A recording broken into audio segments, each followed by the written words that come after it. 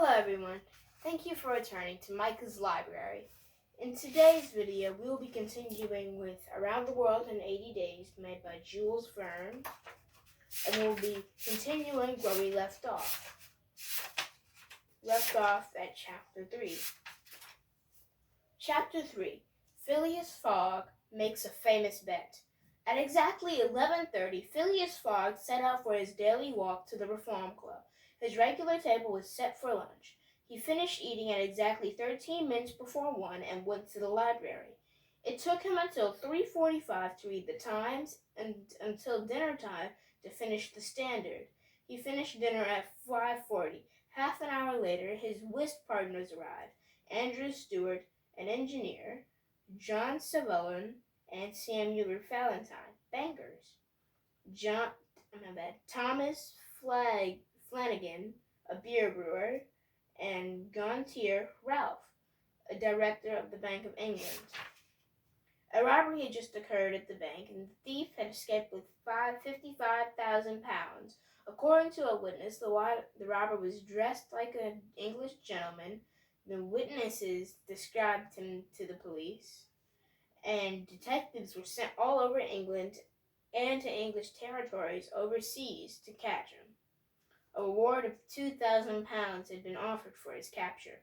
The robber will surely get away, said Stuart. The world is certainly big enough to hide him. It was once, said Phileas Fogg, who rarely spoke during whist games. He put down his cards and declared, "Gentlemen, it is now possible to go around the world in 80 days, from London to Suez by railroad, and steamboat would take 7 days. From Suez to Bombay, India, by rail, that's 13 days. From Bombay to Calcutta by rail, it's 3 days. From Calcutta to Hong Kong by steamer, 13 days. From Hong Kong to Yokohama, Japan, by steamer is 6 days. From Japan to California by steamer is 22 days. From California to New York by rail, that's 7 days. And from New York to back to London by steamer on rail is 9 days. Altogether, that's 80 days. That may be so, said Stuart, but you might have bad weather, a railroad accident, a shipwreck, or an Indian attack. Even so, the trip would be made in 80 days. Shall we try it, Mr. Stuart? No, not me, but I'll bet £4,000 that it can't be done. I have £20,000 in the bank, and I'll bet it all, Fogg declared. I can leave tonight. I'll take the train for Dover at 8:45. Today is Wednesday, October 2nd. I'll be back in this very room on Saturday, December 21st at 8:45. Otherwise, all my money is yours. Phileas Fogg wrote out a check for £20,000. This was half his fortune. He would need the other half for travel expenses. It was 7 by then, and Fogg's whist partners offered to put the cards away so Mr. Fogg could get ready for his trip. I'm ready right now, he replied. Please deal the cards, gentlemen. Chapter 4, A Hurried Departure. At 7:25, Phileas Fogg gathered up his winnings from whist and left the Reform Club. Imagine Passepartout's amazement when his master arrived home long before his usual midnight hour. We're leaving for Dover, England, and Calais, France, in 10 minutes, Fogg declared. Are you leaving home, sir? Yes, we're going to be around the world.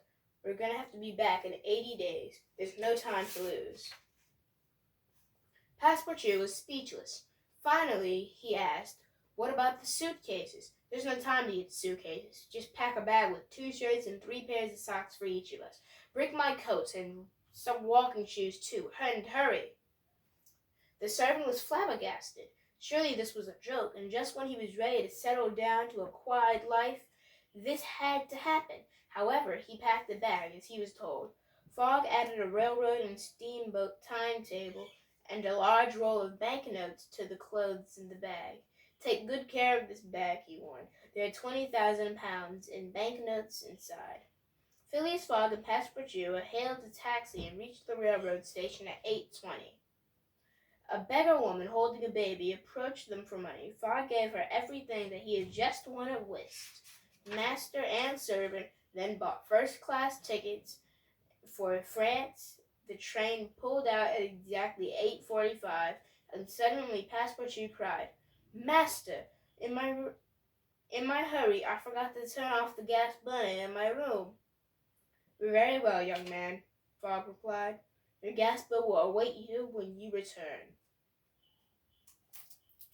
In these chapters, we figured out that Fogg has bet half his fortune on making it around the world in 80 days, and has also